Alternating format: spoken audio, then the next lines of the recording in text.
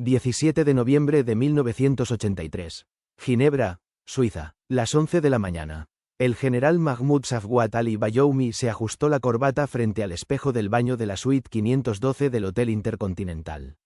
El agua del lago Le Mans golpeaba suavemente contra los muelles, y la lluvia fina de noviembre empañaba los ventanales. Tenía 54 años, el pelo ya gris en las sienes, pero el cuerpo seguía siendo el de aquel gimnasta olímpico que en Helsinki 1952 había competido por Egipto en anillas y barra fija. Ahora, en cambio, sus manos no sostenían barras de equilibrio sino secretos que podían hacer caer gobiernos. Miró el reloj. 11:10. La reunión estaba programada para las 11:30 en la sala de conferencias privada del primer piso. Un consorcio europeo de armamento, según le había dicho el intermediario sirio en El Cairo 3 semanas antes. Empresas suizas, alemanas, francesas. Quieren vender sistemas de defensa antiaérea. Pagos en efectivo, sin preguntas. Safwat había aceptado, no porque creyera del todo, sino porque el mucabarat egipcio necesitaba saber quién estaba armando a quién en el Levante. Y porque, después de 3 atentados fallidos contra su vida, uno en Beirut con un coche bomba que mató a su chofer, otro en Amán con veneno en el café, y el tercero en París con un francotirador que erró por centímetros, ya no confiaba en nadie. Pero tampoco podía quedarse quieto. Bajó la mirada a la maleta abierta sobre la cama. Dentro, una Beretta 92F cargada, pasaporte diplomático falso bajo el nombre de Ahmed Khalil, y una pequeña grabadora que pensaba activar en cuanto entrara a la sala. Sus 2 guardaespaldas, el capitán Jamal y el teniente Rashid, esperaban en el pasillo. Hombres leales, curtidos en las guerras del Sinaí y del Yom Kippur. Todo en orden, general, murmuró Jamal al verlo salir. Safwat asintió. No dijo nada. Sabía que el miedo no se disipa con palabras. Bajaron en el ascensor. El hotel olía a café caro y a perfume de mujeres que no preguntan. En el lobby, turistas japoneses fotografiaban el reloj de cuco gigante. Nadie miró 2 veces a los 3 egipcios de traje oscuro que caminaban con paso militar hacia la zona de salones privados.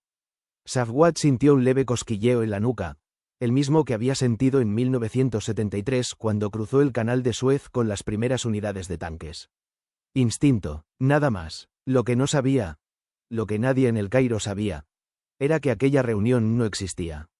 Que el intermediario sirio, un tal Abu Khalid, que había aparecido en un café de Zamalek con credenciales impecables, trabajaba en realidad para el Instituto de Inteligencia y Operaciones Especiales de Israel.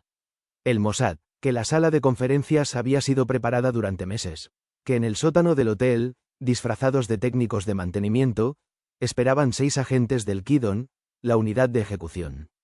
Que el Mercedes negro que los había recogido en el aeropuerto no era de una empresa de alquiler suiza, sino propiedad de una tapadera israelí registrada en Liechtenstein. Pero en ese momento, a las 11:23, Mahmoud Safwat solo pensaba en su esposa Fatima, que en El Cairo estaría preparando el desayuno para los niños, y en su hija mayor, que acababa de cumplir 19 años y quería estudiar medicina. Pensaba en el informe que debía llevar de vuelta a la oficina del general Nabil, nombres de proveedores de armas, rutas de contrabando, posibles traidores dentro del ejército egipcio. Pensaba en el futuro de Egipto después de Sadat, en Mubarak que aún no había consolidado el poder, en Siria que seguía armándose con soviéticos, en la OLP que se fragmentaba. No imaginaba que en menos de 12 minutos dejaría de ser un general intocable para convertirse en el prisionero más valioso que el Mossad había capturado en Europa desde Eichmann. Las puertas de la sala de conferencias se abrieron. Una luz suave, cortinas corridas, una mesa larga con botellas de agua mineral y carpetas de cuero. 4 hombres de traje, todos europeos, sonrisas profesionales. General Safwat, un honor. Por favor, pasen. Jamal y Rashid entraron primero, revisando el perímetro con mirada de halcón. Safwat entró el último. La puerta se cerró con un clic suave. Y entonces, el mundo se volvió negro. En la oscuridad que siguió, nadie en Ginebra oyó nada. Ni un grito, ni un disparo. Solo el silencio perfecto de quienes saben que el tiempo, en esa ciudad de bancos y diplomacia, también puede comprarse. En Tel Aviv, en ese mismo instante, el director del Mossad sabía que la operación Río Negro acababa de entrar en su fase crítica. Sabía que si fallaba, las consecuencias diplomáticas serían catastróficas. Suiza no perdonaba secuestros en su territorio neutral. Sabía que si tenía éxito, Egipto perdería al hombre que conocía todos sus secretos en el Levante. Y que Israel ganaría una ventaja que podría durar años. Pero eso era Tel Aviv. En Ginebra, en la sala 1 barrio del Intercontinental, 3 hombres egipcios acababan de caer en la trampa más audaz que el Mossad había montado desde la captura de Eichmann en Buenos Aires, 23 años antes. Y el mundo, por unas horas, no se enteraría de nada. En la penumbra de la sala de conferencias, el gas se expandió como un susurro invisible. No era cloroformo, nada tan burdo como en las películas de espías de los 50. Era un compuesto desarrollado en los laboratorios del Instituto Weizmann en Rehovot, Israel, inodoro, incoloro, de acción inmediata. En 15 segundos, los pulmones de Safwat, Jamal y Rashid se llenaron de él. Sus cuerpos se desplomaron sin resistencia, como marionetas cortadas de sus hilos. Los 4, europeos, en realidad, agentes del Mossad con pasaportes falsos de Bélgica y Holanda, se pusieron máscaras antigás que habían ocultado bajo la mesa. El líder, un hombre de 42 años llamado Yossi Cohen, no el futuro director del Mossad, sino un homónimo anónimo que había servido en la unidad 8200 de señales, comprobó los pulsos. Estables, procedan. Desde el sótano, el equipo de extracción subió por las escaleras de servicio. 4 hombres más, disfrazados de personal de limpieza, empujando carritos con sábanas sucias. En menos de 3 minutos, los 3 egipcios fueron envueltos en bolsas de lona impermeable, inyectados con un sedante de larga duración, midazolam mezclado con ketamina, dosis calculada al miligramo por un médico del equipo, y cargados en los carritos. Nadie en el hotel notó nada inusual. El Intercontinental era un hervidero de diplomáticos y banqueros. Los carritos de servicio pasaban desapercibidos como el aire. A las 11:38, el Mercedes negro, placas suizas falsificadas en un taller de Haifa, esperaba en el estacionamiento subterráneo. Los cuerpos fueron transferidos al maletero, ocultos bajo mantas térmicas que bloqueaban cualquier escáner infrarrojo. Yossi se sentó al volante, con un compañero a su lado. Fase 1 completa. Rumbo a Punto Bravo. La radio crepitó en código. Una frecuencia encriptada que solo el centro de operaciones en Tel Aviv podía descifrar. Mientras el coche salía a la Avenue de la Pais, bajo la lluvia persistente, Nahum Admoni en Tel Aviv recibía la confirmación. Era mediodía en Israel. Admoni, un veterano de 56 años con bigote recortado y ojos que habían visto demasiado. Desde la guerra de los 6 días hasta el rescate de Entebbe, exhaló un humo de cigarrillo. Su oficina estaba llena de mapas del Levante, fotos satelitales de Damasco y Beirut, informes sobre el programa nuclear iraquí que el Mossad acababa de sabotear en Osirak 2 años antes.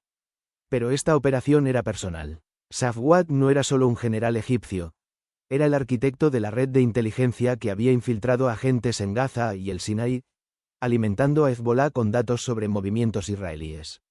En 1982, durante la invasión del Líbano, sus informes habían costado vidas en Sahal. Admoni lo quería vivo, interrogado, quebrado. La génesis de Río Negro se remontaba a mayo de 1983. Un desertor sirio en Chipre había mencionado el nombre de Safwat en un debriefing con un oficial del Aman, la inteligencia militar israelí. Es el que coordina todo. Armas de Libia a Egipto, entrenamientos en Yemen, contactos con la KGB en Moscú. Admoni lo verificó con fuentes humanas en el Cairo. Un banquero copto que odiaba a Mubarak, una secretaria en el Mukabarat con deudas de juego. Confirmado. Safwat viajaba a menudo a Europa bajo cobertura diplomática. Ginebra era su favorita. Neutral, discreta, llena de intermediarios de armas. El plan se armó en junio. Reclutaron a Abu Khalid, un sirio real que el Mossad había volteado en 1979 tras atraparlo en un escándalo de contrabando en Atenas.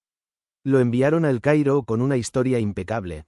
Soy de Damasco, trabajo para un cártel europeo. Quiero vender SAM-7 a Egipto. Safwat mordió el anzuelo en octubre. El hotel fue elegido por su layout. Salidas múltiples, personal corruptible. Un gerente suizo recibió 50.000 francos para mirar al otro lado. El gas, los sedantes, el equipo. Todo probado en simulacros en el desierto del Negev. Ahora, en la autopista E25 hacia el sur, Yossi conducía con calma. El Mercedes se mezclaba con el tráfico. Volvos de familias, BMW de ejecutivos. Detrás, en el maletero, Safwat respiraba lento, soñando quizás con su gimnasio en Heliópolis o con el Nilo al atardecer. Jamal y Rashid, atados pero vivos, eran un bono. Interrogables, pero prescindibles si algo salía mal. El punto bravo era un chalet en las afueras de Lausana, a 40 minutos. Alquilado bajo nombre falso a través de una inmobiliaria en Zúrich. Allí, un médico israelí. Una mujer de 38 años, excombatiente en el Yom Kippur, monitorearía los signos vitales. Manténganlos sedados hasta el vuelo, eran las órdenes. El vuelo, un Learjet 35 privado, registrado en una compañía de las Islas Caimán, esperaría en el aeropuerto de Cointrin esa noche. Destino, una pista militar en el sur de Israel, vía Chipre para repostar. Pero no todo era perfecto. En el Cairo, a las 2 de la tarde. Una hora después del secuestro. El general Nabil en la sede del Mukhabarat recibió una llamada rutinaria de Safwat que no llegó. Protocolo: esperar 2 horas antes de alarmar. Nabil, un hombre cauto de 60 años que había sobrevivido a Nasser y Sadat, olió problemas. Ordenó chequear el hotel. Un agente egipcio en la embajada en Berna fue despachado. En Tel Aviv, Admoni sabía del riesgo. Suiza era aliada informal de Israel. Bancos judíos, inteligencia compartida. Pero un secuestro en pleno Ginebra podía desatar un escándalo. El primer ministro Yitzhak Samir había aprobado la operación Personalí, pero con una advertencia: si los atrapan, negamos todo. Son renegados. Admoni asintió. Sabía el costo humano. Familias de agentes en riesgo, carreras destruidas. Pero también el premio. Safwat conocía los planes de Arafat en Túnez, los envíos de armas iraníes a través de Egipto, los dobles agentes en Jordania. Mientras el Mercedes llegaba al chalet, una casa de madera con vistas al lago, rodeada de pinos, Yossi pensó en su propia familia. Esposa en Herzliya, 2 hijos en la escuela. Esta era su 10ª operación en Europa. Cada una, un paso más cerca del retiro. O de la tumba. Los cuerpos fueron descargados en el garaje. El médico inyectó más sedante. Estarán out hasta medianoche. El equipo comió sándwiches, falafel traído de Israel, irónicamente, vigilando las noticias suizas en una radio. Nada aún. Pero en Berna, el agente egipcio llegaba al Intercontinental. Preguntó por la suite 512. El señor Khalil se fue hace horas, mintió el gerente, bolsillo lleno. La tensión crecía. El mundo seguía ignorante, pero el reloj tic-tacaba hacia la exposición.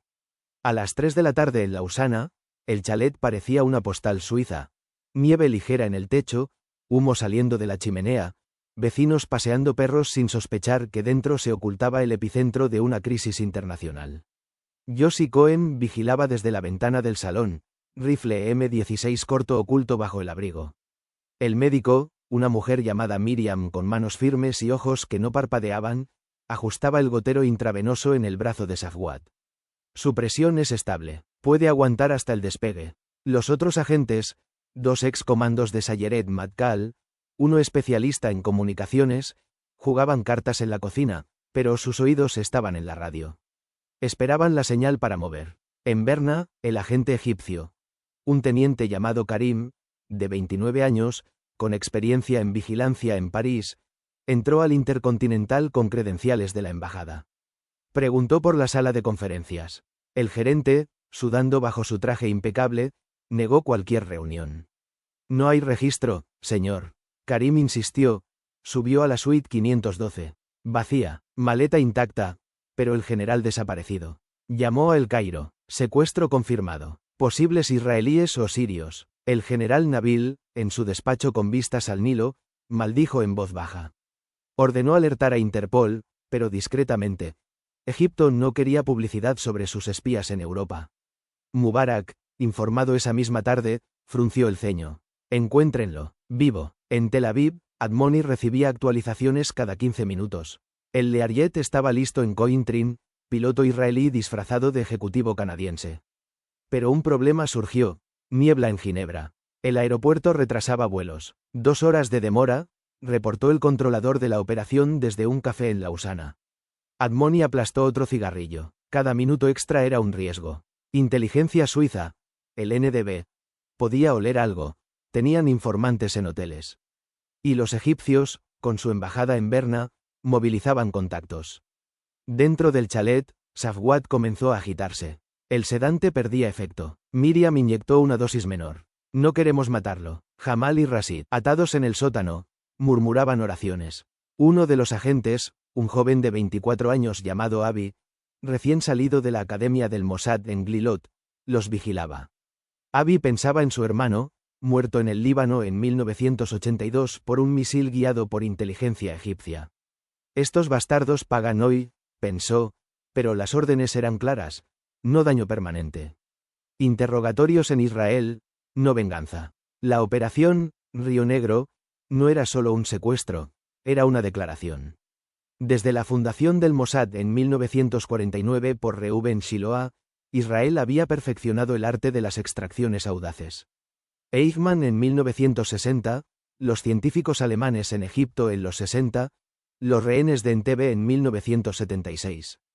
Pero esto era Europa, 1983, posguerra fría, con Reagan y Andropov jugando al ajedrez nuclear, y Oriente Medio aún sangrando por la masacre de Sabra y Shatila.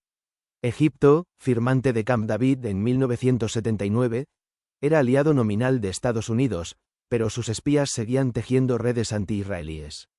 Safwat era la clave. Director adjunto del Mukhabarat para operaciones exteriores, había orquestado el asesinato de un diplomático israelí en Madrid en 1981 y filtrado datos a Irán sobre el reactor de Dimona. A las 5 de la tarde, la niebla se disipó. Verde para extracción, crepitó la radio. El equipo cargó los cuerpos en una furgoneta Volkswagen disfrazada de servicio de catering. Ruta. De Lausana a Ginebra por carreteras secundarias, evitando peajes. Josie conducía, Miriam a su lado con una jeringa lista. En el aeropuerto, el Learjet esperaba en una pista privada. Soborno al controlador aéreo. 20.000 francos. Pero en el Cairo, Nabil activaba su red. Un informante en Zúrich reportó movimiento israelí en hoteles. Posible equipo en Lausana. Mubarak llamó a la CIA. Ayúdenos a rastrear. En Washington, era medianoche del 16 de noviembre, un analista del Angeli anotó la petición, pero Israel era aliado prioritario. Retrasaremos. La furgoneta llegó a Cointrin a las 6:30. Transferencia rápida. Cuerpos al jet, envueltos en mantas. El piloto, un veterano de la Fuerza Aérea Israelí, encendió motores. Despegue a las 7. Rumbo este, sobre los Alpes. En el chalet, el equipo de limpieza borraba huellas dactilares, ADN. Aún no era forense avanzado, pero precaución. Se dispersaron. Algunos a París, otros a Roma. Josie volaría a Tel Aviv en comercial al día siguiente. A bordo del Learjet, Safwat abrió los ojos por un segundo. Vio estrellas sobre los Alpes, sintió el rugido de los motores. ¿Dónde? Murmuró. Miriam lo sedó de nuevo. Duerma, general. El viaje es largo. Abajo, Suiza se desvanecía. Egipto rugía en silencio. Israel esperaba su trofeo. El Learjet surcaba la noche sobre el Mediterráneo, un punto negro en el radar que nadie rastreaba. A bordo, el piloto ajustaba el curso hacia Chipre, donde repostarían en una pista discreta controlada por aliados británicos. Miriam vigilaba los monitores. Pulso de Safwat en 72, oxígeno estable. Jamal y Rashid, aún atados en la cabina trasera, gemían en su semi-inconsciencia. Agua, murmuró Rashid. Un agente le dio un sorbo, pero con la mirada fría. No eran invitados, solo paquetes. En Tel Aviv, Naum Madmoni caminaba por los pasillos subterráneos del cuartel general del Mossad. Era la 1 de la madrugada del 18 de noviembre. La sala de operaciones bullía. Analistas jóvenes con auriculares, mapas digitales parpadeando con rutas de vuelo. Un oficial le entregó un teletipo. Egipto alerta a Interpol. Descripción de Safwat circulando en aeropuertos europeos. Admoni asintió. Sabía que Mubarak presionaría a Reagan, que la CIA fingiría ayudar mientras daba tiempo a Israel. Mantengan el jet bajo radar. Si hay interceptores, aborten y destruyan. Pero el cielo estaba limpio. Grecia y Turquía miraban al otro lado.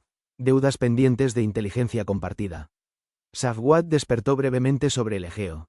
Sintió el zumbido de los motores, el aire presurizado. Intentó moverse, pero las correas lo inmovilizaban. ¿Quiénes son ustedes? Croó en árabe. Miriam, hablando un árabe perfecto aprendido en el barrio árabe de Jerusalén, respondió. Amigos que quieren charlar. Le inyectó más sedante. Safwat pensó en su familia. Fátima recibiría una llamada pronto, desaparecido en misión. Sus hijos llorarían. Pero él era un soldado. Había visto compañeros evaporarse en las guerras. Alá Akbar, susurró antes de volver a la oscuridad. La operación había costado meses de preparación. En julio de 1983, Admoni se reunió con Samir en la residencia del primer ministro en Jerusalén. Safwat es una amenaza existencial, dijo Admoni, extendiendo dossiers, fotos de Safwat en Damasco con Assad, en Teherán con guardianes de la revolución, en Moscú con el KGB. Sabe de nuestros agentes en el Sinaí, de los planes para el Golán. Samir, un exguerrillero del Lehi con manos manchadas de historia, aprobó. Háganlo, pero limpien todo. El presupuesto, $2 millones, desde fondos negros. Equipo, 12 agentes, coordinados por un veterano llamado Rafi Eitan, el mismo que capturó a Eichmann, como asesor. En Chipre, a las 3 de la mañana, el jet aterrizó en Lárnaca bajo cobertura de mantenimiento. Repostaje rápido, sin preguntas. Despegue hacia Israel. Abajo, el Mar Negro ocultaba submarinos israelíes patrullando. En El Cairo, Nabil reunía a su equipo de crisis. Revisen todos los vuelos privados de Ginebra. Un analista encontró un Learjet rumbo este. Posible. Mubarak, despierto en su palacio, llamó a la embajada en Tel Aviv. Exigimos respuestas. El embajador israelí fingió sorpresa. ¿Secuestro? Absurdo. El jet tocó tierra en la base aérea de Hatzerim, en el Negev, al amanecer. Un convoy de jeeps esperaba. Safwat, Jamal y Rashid fueron transferidos a celdas subterráneas en una instalación cerca de Beersheba, conocida como la fábrica, un búnker de interrogatorios con paredes insonorizadas, médicos las 24 horas, psicólogos entrenados en quebrar mentes. Admoni llegó en helicóptero. Vio a Safwat despertar en una sala blanca, desorientado. Bienvenido a casa, general. Los interrogatorios comenzaron esa misma mañana. No con tortura. El Mossad había aprendido de errores pasados. La Convención de Ginebra acechaba, y la información forzada era poco fiable. En cambio, usaron psicología, aislamiento, luces constantes, preguntas interminables. Cuéntenos de sus contactos en Hezbollah, dijo el interrogador principal, un hombre llamado Dani con doctorado en psicología de la Universidad Hebrea. Safwat resistió al principio. Soy prisionero de guerra. Exijo repatriación. Pero días después, con fotos de su familia en El Cairo. Están bien. Por ahora, cedió gota a gota. Jamal y Rashid fueron más fáciles. Jamal, el capitán, habló de rutas de armas desde Libia. Rashid, el teniente, de traidores en el ejército egipcio. Fueron liberados meses después, en un intercambio discreto por agentes israelíes capturados en Amán. Pero Safwat era el premio. Reveló planes de infiltración en Gaza, nombres de dobles agentes en la CIA, detalles del programa nuclear egipcio, aún incipiente, pero ambicioso. Admoni leyó los transcritos en su oficina. Esto cambia el juego en el Levante. En Ginebra, la policía suiza investigaba el hotel. Encontraron residuos de gas en la sala de conferencias. Agentes extranjeros, concluyó el informe. Pero el gobierno suizo, presionado por Estados Unidos, archivó el caso. Sin evidencia concluyente. Egipto protestó en la ONU, pero sin pruebas. Mubarak, furioso, purgó el mukabarat. Nabil fue retirado, reemplazado por un leal. Las consecuencias reverberaron. En 1984, Israel usó la info de Safwat para desmantelar una red de espionaje en el Sinaí, salvando vidas en una emboscada planeada. Hezbollah perdió proveedores clave. Siria, sospechando, ejecutó a varios oficiales. Safwat permaneció en la fábrica por años, hasta un intercambio en 1989 por prisioneros israelíes en El Cairo. Volvió roto, retirado a una villa en Alejandría, donde murió en 1997 de un infarto, rumores decían envenenado por sus propios hombres. Pero en ese amanecer de noviembre, mientras el sol salía sobre el Negev, Admoni brindó con su equipo. Otro Eichmann, dijo. Yossi, de vuelta en Herzliya, abrazó a su esposa. Misión cumplida. El mundo siguió girando, ignorante de cómo un secuestro en Ginebra había alterado el equilibrio de poder en Oriente Medio. Sin embargo, no todo terminaba allí. Las ondas de Río Negro llegarían más lejos, tocando vidas inesperadas en los años venideros.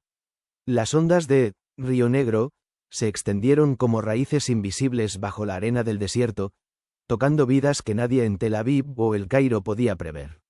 En los meses siguientes al secuestro, la inteligencia israelí floreció con los frutos de los interrogatorios de Safwat.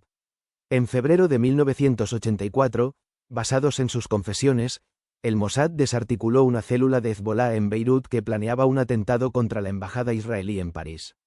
3 agentes libaneses fueron capturados en Marsella, sus explosivos, C4 de origen libio, routed through Egipto, confiscados en un almacén portuario. Admoni leyó el informe en su oficina, sonriendo por primera vez en semanas.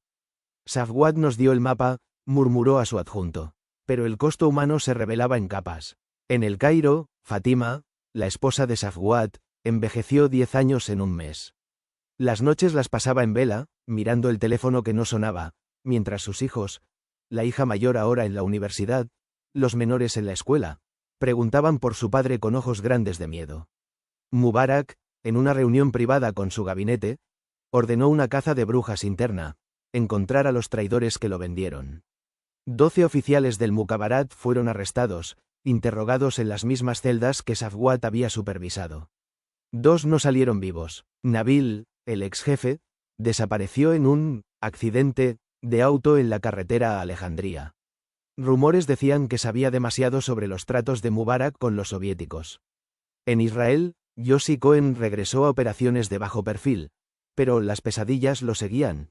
El clic de la puerta en Ginebra, el cuerpo inerte de Safwat en el maletero. En 1985, durante la crisis de Achille Lauro, el secuestro de un crucero por palestinos, Yossi fue enviado a Italia para coordinar con la CIA. Allí, usando datos de Safwat sobre redes de la OLP, ayudó a rastrear a los perpetradores. Pero en una redada en Palermo, una bala perdida lo hirió en el hombro. Retiro forzado. En Herzliya, con su familia, escribió memorias que nunca publicó. El espionaje no es gloria, le dijo a su hijo mayor, que quería unirse al ejército. Es supervivencia. Miriam, la médico del equipo, ascendió en el Mossad. En 1986, participó en la operación que eliminó a un científico nuclear iraquí en Bruselas, veneno en el té, indetectable. Pero los ecos de Ginebra la perseguían. El pulso de Safwat bajo sus dedos, la ética difusa de sedar a un hombre para robarle sus secretos. En 1990, dejó la agencia, se mudó a Estados Unidos, Chenle terapeuta en Nueva York, ayudando a veteranos con estrés postraumático. Yo salvaba vidas, les decía, pero perdí un pedazo de la mía. Las repercusiones geopolíticas se sintieron en olas mayores. En 1985, durante las negociaciones de paz en Madrid, preludio a Oslo, Israel usó la inteligencia de Safwat para presionar a Arafat. Sabemos de tus armas en Egipto. La OLP cedió en puntos clave sobre Gaza.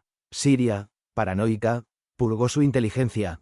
Assad ejecutó a 20 oficiales sospechosos de filtraciones.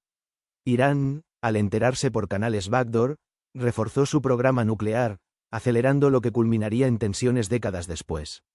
Safwat, en su celda en la fábrica, se convirtió en un fantasma de sí mismo. Los interrogadores lo quebraron con aislamiento. Semanas sin ver el sol, comidas irregulares, preguntas repetidas sobre detalles minúsculos. Reveló todo: códigos de comunicación con la KGB, ubicaciones de depósitos de armas en Yemen, nombres de espías en Tel Aviv. Un profesor universitario, fue expulsado discretamente. En 1987, intentó suicidarse con una cuchara afilada, pero lo salvaron. No te dejaremos ir tan fácil, le dijo Danny, el psicólogo. El intercambio llegó en septiembre de 1989, en el puente Allenby entre Israel y Jordania. Safwat por 2 pilotos israelíes capturados en el Líbano. Mubarak, ahora consolidado, lo recibió en El Cairo como héroe, pero en privado lo confinó. Eres un riesgo. Safwat vivió en aislamiento, escribiendo un diario que destruyó antes de su muerte en 1997. Oficialmente infarto, pero su familia sospechaba veneno del régimen, temiendo que hablara. Admoni se retiró en 1989, reemplazado por Sabta Sabit. En su discurso de despedida, no mencionó Río Negro, pero en privado, a Samir, Fue nuestro mayor golpe desde Entebbe. Samir, agonizante en un hospital años después, recordaría esa operación como el pináculo de la audacia israelí. Hoy, en Ginebra, el Intercontinental sigue erguido, sus salones acogen conferencias de paz. Nadie recuerda la sala 1B, ni el gas que flotó allí. En Tel Aviv, los archivos de Río Negro permanecen clasificados, lecciones para generaciones de agentes. La inteligencia no es solo información, sino vidas entrelazadas en sombras. Y en algún lugar del Nilo,